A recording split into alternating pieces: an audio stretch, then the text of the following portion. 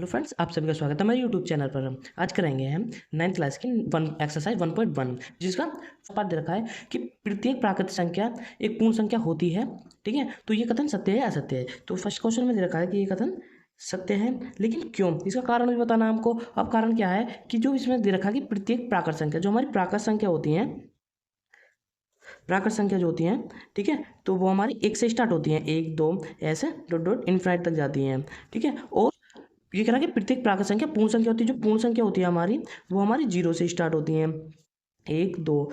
ठीक है, तो जीरो से स्टार्ट होती है, तो ये प्रत्येक प्राकृत संख्या हमारी पूर्ण संख्या होती है। ठीक है, तो इसने पूछा कि प्रत्येक प्राकृत संख्या पूर्ण संख्या होती है, बिल्कुल होती है, क्योंकि जितनी भी हमारी प्राकृत संख्या वो पूर्ण संख्याओं में है, तो इसलिए यह कथन हमारा क्या सत्य है। ठीक है, तरीके से करेंगे। अब स्टेटमेंट दे रखा है कि प्रत्येक पूर्णांक एक पूर्ण संख्या होती है, तो ये कथन जो है असत्य है। अब क्यों है, इसका कारण देखना है। ठीक है, तो कारण इसमें यह है कि प्रत्येक पूर्णांक पूर्णांक जो होते हैं हमारे, वो हमारे कोई भी नंबर लाइन पर इधर पॉजिटिव होते हैं। ठीक है, तो 1 2 डॉट डॉट, और ये इधर नेगेटिव होते हैं।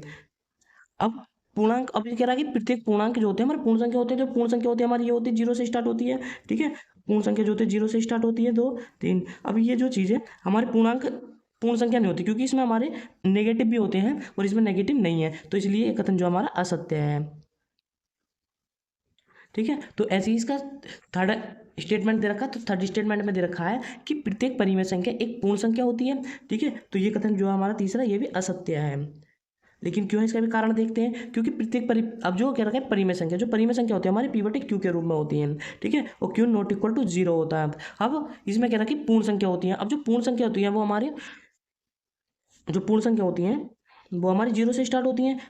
ठीक है, 1 2 3। अब डॉट इट इन्फिनाइट जाता है।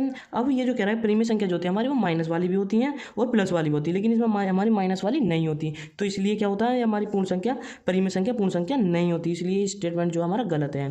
ठीक है, आपको अच्छी लगी हो तो लाइक करिए, शेयर करें, चैनल को सब्सक्राइब करिए। Thank you.